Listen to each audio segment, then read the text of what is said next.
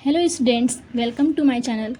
आज हम लोग पढ़ने जा रहे हैं एटमॉस्फेयर के बारे में कि किस तरह से एटमॉस्फेयर में जो टेम्परेचर होता है वो वेरी करता है, यानी हर जगह का टेम्परेचर इक्वल क्यों नहीं होता है। इससे पहले वीडियोस हम लोग पढ़ चुके हैं कि एटमॉस्फेयर क्या होता है, एटमॉस्फेयर को हीट करने के लिए क्या क्या प्रोसेस होते हैं।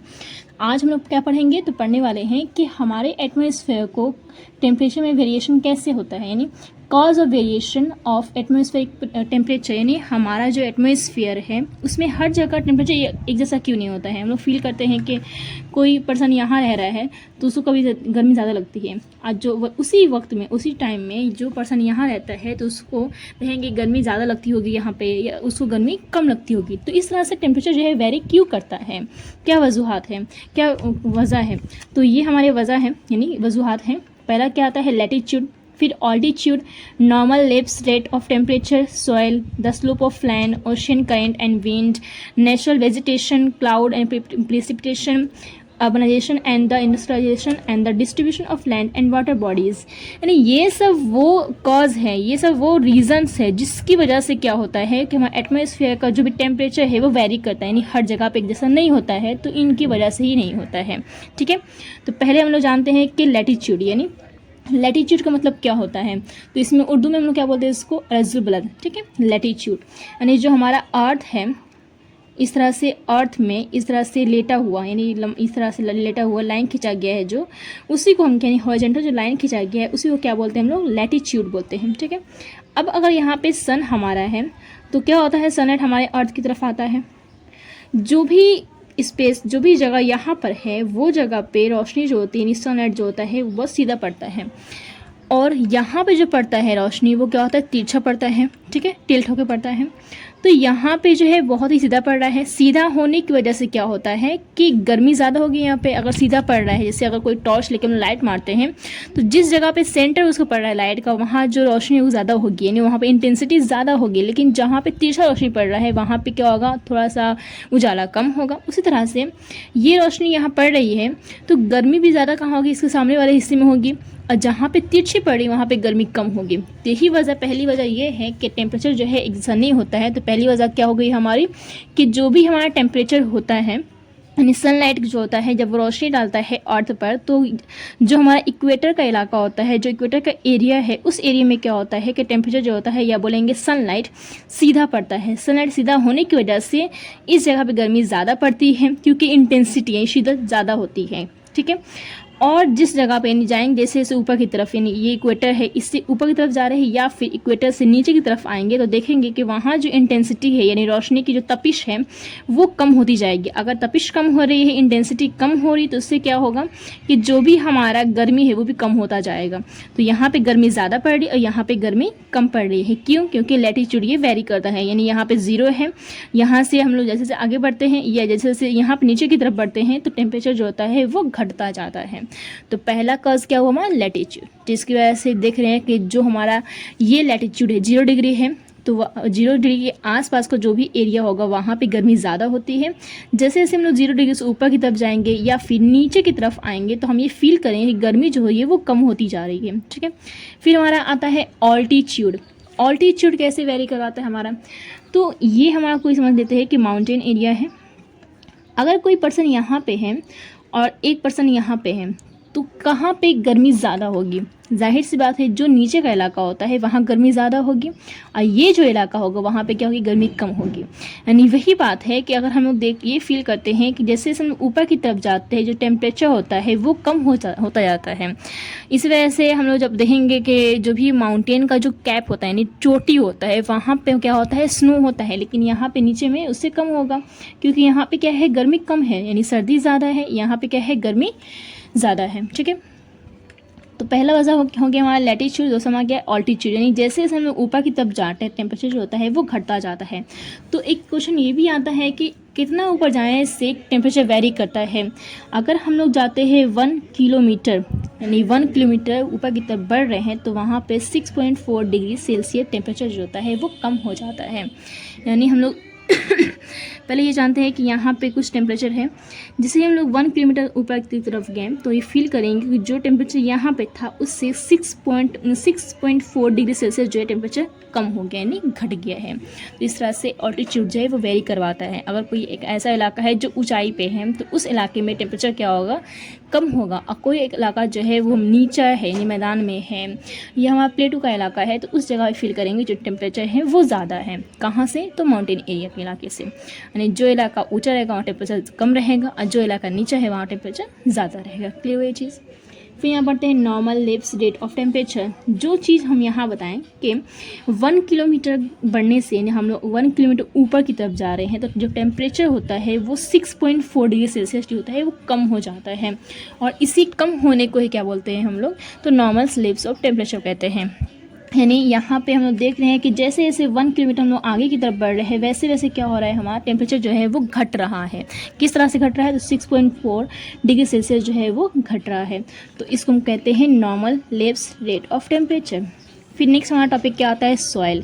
अच्छा, अगर ये क्वेश्चन पूछा है कि हर जगह की जो मिट्टी होती है, सॉइल होती है, क्या बराबर होती है, एक जैसी होती है, तो क्वेश्चन का आंसर मिलेगा कि नहीं। क्योंकि अगर हम जाते हैं कोई भी रेत वाले इलाके में, यानी हम बोलेंगे राजस्थान के इलाके में गए, तो वहाँ की मिट्टी जो होगी देखेंगे बलुआई होगी, नहीं रेतीली मिट्टी होगी।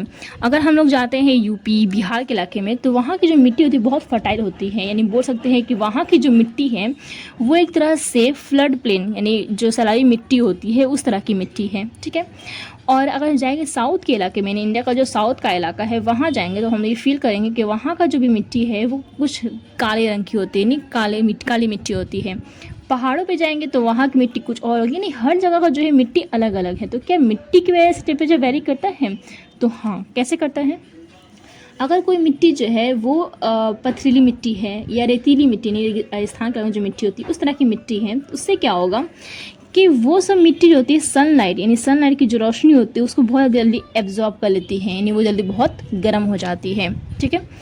और रात के वक्त यानी अगर रोशनी नहीं है, गर्मी नहीं है, तो उस जो हीट को एब्जॉर्ब किया गया है वो उस हीट को जल्दी से छोड़ भी देती है, यानी जल्दी से ठंडा हो जाती है। यानी जो हमारी सैंड वाली मिट्टी होती है, बलुआई मिट्टी होती है, उसकी खूबी ये होती है कि वो बहुत जल्दी गर्म हो जाती है और बहुत जल्दी सर्द भी हो जाती है।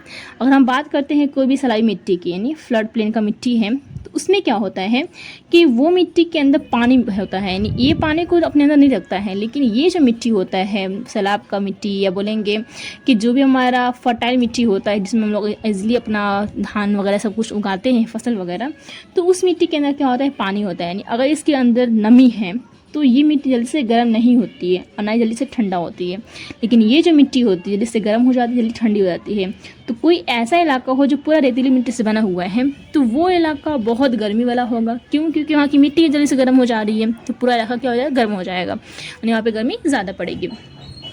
और अगर कोई एक ऐसा इलाका है जहाँ की जो मिट्टी है वो नमी वाली है, तो वहाँ पे जो है वो जल्दी गर्म नहीं होगी। अगर वो जल्दी गर्म नहीं होगी तो जो वो इलाका है वो भी जल्दी से गर्म नहीं होगा। यानी ये इलाका जो है बहुत गर्म होगा इसके मुकाबले, इसके बनिस्बत। यानी ये जो इलाका है जल्दी से गर्म हो जा रहा है, मिट्टी यहाँ की जो ऐसी है जिसके अंदर पानी रखने की सलाहियत बोलेंगे, या वो इस कैपेबल नहीं है, लायक नहीं है कि मिट्टी अपने अंदर पानी को रख सके। पानी को नहीं रख पाने की वजह से क्या होता है, ये मिट्टी जो जल्दी से गर्म हो जाती है। लेकिन ये जो मिट्टी होती है जल्दी से गर्म नहीं होती है। अगर ये गर्म हो जा रही है तो पूरा इलाके को गर्म कर देती है। फिर वही चीज़, यानी मिट्टी जो है वही बहुत बड़ा फैक्टर है जो हमारे टेम्परेचर को कॉज कर सकता है। अब यहाँ पे है नेक्स्ट हमारा क्या है, the slope of land. Slope of land means क्या होगा, किस तरह से हमारा जो भी लैंड का स्लोप होगा वो वेरी करवाता है टेम्परेचर को। तो जान लेते हैं कि ये हमारा कोई भी माउंटेन है और सनलाइट यहाँ से आ रही है। ठीक है। तो पहला क्वेश्चन ये होता है, अगर सनलाइट यहाँ से आ रही है तो कौन सा पार्ट जल्दी से गर्म होगा या ज़्यादा गर्म होगा। जाहिर सी बात है ये वाला, यानी जो सनलाइट के सामने का पार्ट है वो जल्दी से गर्म हो जाएगा। तो ये पार्ट जो गर्म हो गया, क्या ये पार्ट उतना गर्म हो पाएगा, तो जवाब मिलेगा नहीं। क्योंकि ये जो है सनलाइट के सामने का फेस कर रहा है, वो सनलाइट को फेस करने की वजह से जल्दी से गर्म हो जाता है। और वही ये पार्ट जो होता है वो जल्दी से गर्म नहीं हो पाता है। तो जो भी इलाका, यानी कोई ऐसा माउंटेन है जिसके इस साइड में जो लोग रहते हैं वो गर्मी ज़्यादा फेस करेंगे। क्यों? क्योंकि वो सनलाइट को फेस कर रहा है। अगर यहाँ पे सनलाइट को फेस कर रहा है तो ये इलाका जल्दी से गर्म हो जाएगा। फिर उसकी हम लोग देखेंगे अपोजिट साइड में, ये वाला जो साइड होगा वहाँ पे सनलाइट नहीं पड़ रहा है। अगर वहाँ पे सनलाइट नहीं पड़ पड़ रहा है, यानी ये हुआ कि ये इलाका गर्म नहीं होगा, ज़्यादा गर्म ना हो पाने की वजह से यहाँ का मौसम यानी यहाँ का जो टेम्परेचर होगा वो कुछ और होगा, यहाँ का जो टेम्परेचर होगा वो कुछ और होगा। यानी एरिया तो एक ही है, लेकिन एक ही एरिया में होने के बावजूद भी एक माउंटेन की वजह से, एक माउंटेन के स्लोप की वजह से टेम्परेचर वेरी कर रहा है। देख रहे हैं कि जो माउंटेन के साइड में हमारा सनलाइट पड़ता है वहाँ गर्मी ज़्यादा होगी सनलाइट होने की वजह से, और जिस साइड में हमारा सनलाइट नहीं पड़ रहा है या बहुत कम पड़ रहा है तो वहाँ पे गर्मी इसके मुकाबले में कम होगी। तो एक माउंटेन स्लोप की वजह से टेम्परेचर वेरी कर रहे हैं यहाँ पे। फिर नेक्स्ट हमारा क्या है, ओशियन करंट एंड विंड्स। यानी अगर ये पूछा जाए कि हमारे यहाँ से गर्म हवा यहाँ इस तरफ आ रही है और ये जो इलाका है वो सर्द इलाका है, यहाँ से कौन सी हवा आ रही है, गर्म हवा। गर्म हवा इस तरफ में आ रही है तो यहाँ का जो मौसम है सर्द है। गर्म हवा के आने की वजह से क्या हो जाएगा, वो थोड़ा सा नॉर्मल हो जाएगा, यानी बोलेंगे मुतदल हो जाएगा। तो अगर गर्म हवा किसी सर्द इलाके से गुजरती है तो वहाँ का मौसम को चेंज करती है, या फिर कोई गर्म इलाका है और दूसरी तरफ से भी और गर्म हवा आ रही है, यानी वहाँ का जो मौसम होगा और ज़्यादा इंटेंस हो जाएगा और ज़्यादा गर्म हो जाएगा। ठीक है, यानी अगर हमारा जो भी विंड है वो गर्म है या कोई ओशियन करंट यानी जो भी समुंदर है वहाँ से कोई भी रॉ गुजर के आ रही है तो वो गर्म है, और जिस इलाके में वो जाएगी वो इलाके को क्या कर देगी, गर्म कर देगी। तो इस तरह से ओशियन करंट या विंड की वजह से भी हमारा टेम्परेचर होता है वो वेरी करता है। अगर ओशियन करंट गर्म है तो वो जाकर गर्म कर देती है या मुतदल कर देगी, अगर ओशियन करंट सर्द है तो इलाके को जाकर सर्द कर देती है या फिर नॉर्मल कर देती है। इस तरह से किस इलाके में कौन सा करंट बह रहा है या किस इलाके में कौन सी विंड बह रही है, किस टाइप की वो कोल्ड है या वार्म है, इस चीज़ से भी हमारा जो टेम्परेचर होता है वो वेरी करता है। अगर कोई ऐसा इलाका है जो पूरा बीच में यहाँ पे इलाका है कोई और पूरा चारों तरफ से क्या है, समुंदर से घिरा हुआ है और समुंदर से सिर्फ गर्म हवाई आती है, तो ये जो इलाका होगा वहाँ का भी टेम्परेचर कैसा हो जाएगा, गर्म हो जाएगा, क्योंकि चारों तरफ से क्या रही, गर्म हवाएं आ रही हैं। अगर कोई ऐसा इलाका है जहाँ पे सर्द हवाएं चल रही हैं या सर्द बहरी रो आ रही है यानी करंट आ रहा है, तो वो इलाका भी जो होगा वो सर्द हो जाएगा, क्योंकि वहाँ पे कौन सी हवा आ रही है या कौन सी करंट आ रही है तो सर्द आ रही है। क्लियर हुआ ये चीज़। फिर नेक्स्ट हमारा क्या है, नेचुरल वेजिटेशन। नेचुरल वेजिटेशन को हम लोग ये कह सकते हैं कि फॉरेस्ट। ठीक है, अब फॉरेस्ट कैसे हमारे टेम्परेचर को वेरी करवा सकता है, तो फॉरेस्ट देखते हैं कि समझिए कि ये जो इलाका है पूरा हमारा फॉरेस्ट घिरा पड़ा है, पूरा एकदम घना घना जंगल यहाँ पे है। तो अगर घना जंगल है तो और सनलाइट यहाँ पे आएगा तो क्या वो इस ज़मीन पर इंटर कर पाएगा, यानी अर्थ सरफेस को टच कर पाएगा, नहीं कर पाएगा। क्यों? क्योंकि जितने ये पेड़ पौधे यहाँ पे हैं वो सब क्या करते हैं, सनलाइट को यहाँ पर आने से रोकते हैं। अगर सनलाइट यहाँ पे ज़मीन को टच नहीं कर पा रही, नहीं ज़मीन जो है, अगर देखते हैं एटमॉस्फेयर गर्म कैसे होता है, तो एटमॉस्फेयर गर्म होने के लिए पहले क्या होती है, ज़मीन गर्म होती है, फिर वही जो हमारा हीट रिलीज़ करती है, गर्मी को खारिश करती है, या फिर उससे जो हवा यहाँ की हवा होती है पहले वो गर्म होती है। यानी ज़मीन हो या फिर हमारी एटमॉस्फेयर हो, उसको गर्म करने के लिए पहला चीज़ क्या होता है कि ज़मीन गर्म होती है। ठीक है, तो वही काम है। अगर हमारा यहाँ पे पूरा जो है वो फॉरेस्ट का इलाका है, पूरा ट्रीज़ वगैरह ही है, ट्री वगैरह होने की वजह से क्या होता है, तो ज़मीन गर्म नहीं हो पाती, क्योंकि ये सनलाइट को इंटर नहीं होने देते हैं। अगर हमारा ये सरफेस गर्म नहीं हो रहा तो सरफेस ना गर्म होने की वजह से क्या हो जाएगा, तो यहाँ पे ये जो इलाका वो गर्म नहीं होगा। अगर ये गर्म नहीं होगा तो ये पूरा इलाका जो है ठंडा रहेगा। इसलिए अगर हम लोग कभी कहीं पर जाएंगे, जो इलाका जो है पूरा मेरा फॉरेस्ट एरिया है, तो देखेंगे फॉरेस्ट में कि गर्मी जो है बाहर से बहुत ही कम होगी। यानी बाहर के इलाके में अगर गर्मी है, कोई भी लैंड है या कोई भी हमारा प्लेटू है या कोई भी हम प्लेन है, मैदान है, वहाँ गर्मी होगी। लेकिन जैसे ही हम लोग जंगल के अंदर जाएंगे तो वहाँ पे गर्मी जो होगी कम हो जाएगी, क्योंकि जो पेड़ पौधे होते हैं वो क्या करते हैं, सनलाइट को इंटर होने से बचाते हैं, यानी सनलाइट को यहाँ पे रोकते हैं कि वो इसके अंदर ना जाए, यानी रखवाली करते हैं एक तरह से। ठीक है, एक ये हो गया। दूसरा क्या होता है कि जो भी यहाँ पे पेड़ पौधे होते हैं वो खुद क्या करते हैं, एवापोरेशन का काम करते रहते हैं, यानी पानी को खारिश करते रहते हैं, भाप निकालते रहते हैं, जिसकी वजह से ये एरिया क्या होगा, ठंडा रहेगा। क्लियर हुआ ये चीज़। फिर नेक्स्ट हमारा क्या है, यानी अगर हम ये चीज़ बोल रहे हैं कि ठंडा रहेगा, इसका मतलब ये है कि जिस भी इलाके में पेड़ पौधे ज़्यादा होंगे वहाँ पे गर्मी कम होगी, और जिस इलाके में पेड़ पौधे कम होंगे, जंगल कम होगा, पेड़ पौधे कम होंगे, तो वहाँ पे गर्मी क्या होगी, ज़्यादा होगी। पेड़ पौधे ज़्यादा, गर्मी कम, पेड़ पौधे कम, गर्मी ज़्यादा। ठीक है, एक दूसरे की इन्वर्सली प्रोपोर्शन है ये सब। फिर यहाँ पे आता है हमारा नेक्स्ट क्या, क्लाउड एंड प्रिसिपिटेशन। तो हम लोग ये पढ़े थे जब एटमॉस्फेयर का हीटिंग प्रोसेस पढ़ रहे थे, उसमें पढ़े थे कि अगर क्लाउड वगैरह है तो क्लाउड क्या करता है, सनलाइट को रिफ्लेक्ट करता है, यानी जो भी हमारा सनलाइट आ रहा है उसको वापस भेज देता है क्लाउड। तो अगर कोई एक ऐसा इलाका है जहाँ पे क्लाउड बहुत ज़्यादा है, यानी बादल बने हुए हैं, तो क्या करते हैं, उस सनलाइट को जो भी रोशनी आ रही है उसको आने से रोकेंगे वो। और उसको रिफ्लेक्ट कर देंगे, जिसकी वजह से जो भी वहाँ पे ज़मीन है वो गर्म नहीं हो पाएगी या ज़्यादा गर्म नहीं होगी। ज़्यादा गर्म नहीं होगी यानी वो जो इलाका होगा क्या होगा, सर्द होगा। और कोई एक ऐसा इलाका है जहाँ पे बादल बनते ही नहीं है, पूरा जो है वो रेत का इलाका है, रेगिस्तान का इलाका है, बादल नहीं बन पाते वहाँ पे। बादल अगर नहीं बन पा रहे वहाँ पे यानी सनलाइट जो है डायरेक्टली इंटर कर जाएगी, यानी बादल अगर था तो वो रोक ले रहा था, लेकिन अगर बादल नहीं रहेगा तो डायरेक्टली सनलाइट आएगा और पूरे अर्थ को यानी पूरे अर्थ सरफेस को गर्म कर देगा। लेकिन अगर वहीं पे हमारा बादल रहेगा तो वो बादल क्या करता है, सनलाइट को इंटर होने से रोकता है या फिर उसको रिफ्लेक्ट करता है। तो जहाँ पे बादल होंगे वहाँ पे क्या होगा, गर्मी कम होगी। जहाँ बादल नहीं होंगे वहाँ गर्मी क्या होगी, ज़्यादा होगी। क्लियर हुआ? जिस तरह से ये था कि जंगल अगर ज़्यादा है तो गर्मी कम होगी, उसी तरह से अगर कहीं पे हमारा जो है बादल ज़्यादा है तो गर्मी कम होगी। क्लियर हुआ ये चीज़? प्रिसिपिटेशन मतलब क्या, कि अगर हम ये भी जानते हैं कि ये जो बारिश का इलाका होता है वहाँ पे गर्मी कम होती है, अगर कहीं पे बारिश नहीं होती है तो गर्मी क्या होगा, ज़्यादा होगी। तो क्लाउड हो या प्रेसिपिटेशन हो या नेचुरल वेजिटेशन, ये सब होने की वजह से गर्मी कम होती है। अगर ये सब नहीं है यानी गर्मी ज़्यादा होगी। ठीक है। फिर हमारा है अर्बनाइजेशन एंड इंडस्ट्रियलाइजेशन। ये क्या होता है, इसका मतलब ये होता है कि शहरों का बसना और कारखानों का बसना। अब ये शहर या कारखाने कैसे बन रहे हैं, तो अभी के ज़माने में क्या हो रहा है कि हर इंसान जो है वो चाहता है कि उसको आसानी हो, रहने के लिए आसानी हो हर एक चीज़ में, चाहे वो ट्रांसपोर्ट सिस्टम हो या फिर एजुकेशन सिस्टम हो, हर चीज़ में, जिसकी वजह से वो शहर बना रहा है। यानी अलग अलग तरह का बिल्डिंग बन रहा है, फैक्ट्रीज़ बन रहा है, स्कूल बन रहे हैं, कॉलेज बन रहे हैं, गाड़ियाँ तरह तरह की निकल रही हैं। तो इस तरह से क्या हो रहा है कि जो गाँव का इलाका होता था वहाँ पेड़ पौधे रहते थे, मिट्टी जो भी हमारा इलाका है पूरा हरा भरा रहता था, हर चीज़ जो था वो नेचुरली था। लेकिन अभी क्या हो रहा है, बड़ी बड़ी बिल्डिंगें, गाड़ी, तो स्कूल, कॉलेज, हर चीज़ बनता जा रहा है, जिसकी वजह से जो पूरा इलाका है वो पूरा क्राउडेड यानी भीड़ वाला इलाका हो जा रहा है। दूसरा कि वो जो इलाका बन रहा है वहाँ पे गाड़ियों के चलने की वजह से CO2 गैस निकलती है, कार्बन मोनोऑक्साइड गैस निकलती है। ये सब गैस जो होती है क्या करती है, तो ये सब गैस जो होती है गर्मी को बढ़ाती है। ठीक है। तो हम ये जानते हैं कि अगर कोई इलाका ऐसा है जो गांव का एरिया है तो वहाँ पे गाड़ी कम होगा, अगर गाड़ी वगैरह कम है, बिल्डिंग कम है, तो वहाँ पे गर्मी क्या होगी, कम होगी। और अगर कोई ऐसा इलाका है जो पूरा जो क्राउडेड एरिया है, बिल्डिंग वाला इलाका है, वहाँ पे गाड़ियाँ बहुत चलती हैं, तो वो जो इलाका होगा वहाँ गर्मी ज़्यादा होगी।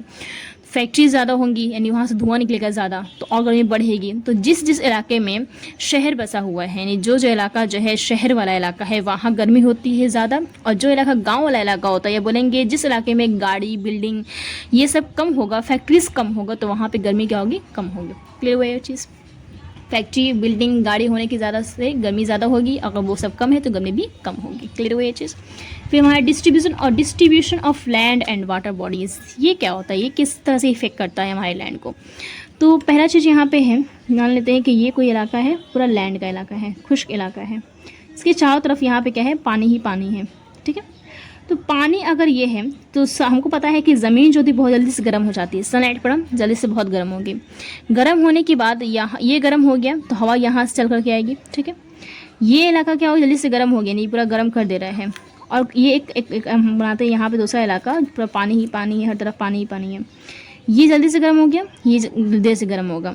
तो जो इलाका ऐसा होगा जो चारों तरफ से पानी से घिरा होगा तो थोड़ा सर्द रहेगा। क्यों सर्द रहेगा, क्योंकि उस इलाके में हम देख रहे हैं कि ये जो यहाँ पे कम ठंडा है, या बोलेंगे यहाँ पे गर्म ज़्यादा हो गया, यहाँ गर्म कम हुआ है, तो यहाँ से हवा यहाँ पे आएंगे इसको सर्द करने के लिए। लेकिन कोई ऐसा इलाका होगा जो चारों तरफ से खुश्की से घिरा होगा, जैसे यहाँ पे ये पूरा है इलाका, यहाँ पर भी लैंड है, यहाँ भी लैंड है, यहाँ भी लैंड है, यहाँ भी लैंड है। तो लैंड होने के वजह से पूरा इलाका गर्म होगा, कहीं से भी सर्दी वगैरह नहीं आ पाएगी, कहीं से भी हवा नहीं आ पाएगी। लेकिन कोई ऐसा इलाका है जहाँ पे हमारा देख रहे हैं कि बीच का जो इलाका है वो खुश्की का इलाका, चारों तरफ क्या है, पानी ही पानी है। तो यहाँ पे ये जो पानी होगा जल्दी से गर्म नहीं हो पाता है और ये जल्दी से गर्म हो जाता है। अगर ये जल्दी गर्म हो भी जा रहा है तो यहाँ से आकर के इस इलाके को राहत मिल रही है, यहाँ पे थोड़े से गर्मी कम हो जा रही है। लेकिन कोई ऐसा इलाका है जो चारों तरफ से खुश्की से घिरा हुआ है तो पूरा इलाका जो होगा वो गर्मी वाला इलाका हो जाएगा, जिसकी वजह से यहाँ पर गर्मी कम होगी और यहाँ पर गर्मी ज़्यादा होगी। यानी कोई ऐसा इलाका है जो चारों तरफ से पानी से घिरा हुआ है तो वहाँ गर्मी कम होती है, और कोई ऐसा इलाका जो चारों तरफ से खुश्की से घिरा हुआ है तो वहाँ पे गर्मी जो होती है वो ज़्यादा होती है। जैसे बोलेंगे दिल्ली का इलाका जो है वो क्या है, हर तरफ से क्या है हमारा देखेंगे कि वहाँ पे सिर्फ खुश्की से घिरा हुआ है, जिसकी वजह से वहाँ गर्मी ज़्यादा होती है। लेकिन अगर हम बात करेंगे वेस्ट बंगाल का इलाका, उड़ीसा का इलाका, तो वहाँ पे इतनी ज़्यादा गर्मी नहीं होती, क्योंकि वहाँ पे क्या है, ओशियन है, यानी बे ऑफ बंगाल है, जिसकी वजह से हमारा जो भी ओशियन करेंट है या बोलेंगे हवा जो आती है वो ठंडी हवा आती है, जिसकी वजह से यहाँ का मौसम जो है गर्म नहीं हो पाता उतना। दिल्ली के इलाका में गर्मी बहुत ज़्यादा होती है। तो ये सब फैक्टर्स है जिसकी वजह से हमारे अर्थ का एटमॉस्फेयर में जो टेम्परेचर होता है वेरी करता है, यानी कहीं पे ज़्यादा होता है, कहीं पे कम टेम्परेचर होता है। ये सब हमारे कॉजेज़ हैं। फिर हमारा नेक्स्ट यहाँ पे आता है आइसोथर्म। आइसोथर्म क्या होता है? तो आइसो मतलब होता है टेम्परेचर, आइसो मतलब होता है इक्वल, और थर्म मतलब क्या होता है, टेम्परेचर। यानी आइसोथर्म का क्वेश्चन आए कि व्हाट इज़ आइसोथर्म, तो हम बोलेंगे कि वो लाइन जो इक्वल टेम्परेचर वाले एरिया को मिलाता हो, वो लाइन जो इक्वल टेम्परेचर वाले एरिया को मिलाता हो। जैसे यहाँ पर देख रहे हैं हम लोग, ये जो एक एरिया है जिसका नाम है ए, वहाँ का जो टेम्परेचर वो 25 डिग्री सेल्सियस है। यहाँ का जो एरिया उसका जो टेम्परेचर वो 28 है। यहाँ 25, 31, 25, 20, 29, ये सब क्या टेम्परेचर दिया हुआ है अलग अलग एरिया का। तो अगर हम ये देखें, ये 25 है, ठीक है, और ये भी जो हमारा 25 है, तो इसको इससे मिला दिए। ये 25 है तो ये भी 25 है, इसको भी मिला दिए। फिर यहाँ 25 है, 25, ये सब देख रहे हैं। यानी ये जो लाइन हमारा बना है वो लाइन कैसा है, तो वो ऐसा लाइन है जो इक्वल टेम्परेचर वाले एरिया को मिला के रखा हुआ है। तो उस लाइन को ही क्या बोलते हैं हम लोग, आइसोथर्म कहते हैं। यानी हम एक बड़े से एरिया को ले रहे हैं, अब उसमें देख रहे हैं कहाँ कहाँ का जो टेम्परेचर वो सेम है। जिस जगह का टेम्परेचर सेम होगा तो उस सेम टेम्परेचर वाले लाइन को, यानी वो लाइन को हम क्या बोलेंगे, आइसोथर्म कहेंगे। ठीक है, क्लियर हुआ ये सब चीज़। तो हम लोगों ने आज क्या पढ़ा कि टेम्परेचर जो होता है वो कैसे वेरी करता है एटमॉस्फेयर में, यानी हमारा एटमॉस्फेयर के अंदर ये अर्थ पे हर जगह टेम्परेचर एक जैसा क्यों नहीं होता है, वो पढ़ ली कॉजेज़ क्या है, क्यों नहीं होता। फिर हम लोगों ने पढ़ा कि आइसोथर्म क्या होता है, यानी व्हाट इज़ आइसोथर्म।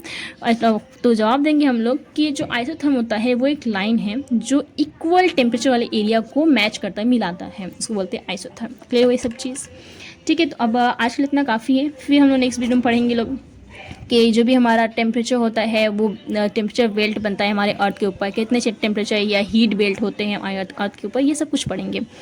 फिर मिलते हैं नेक्स्ट वीडियो में।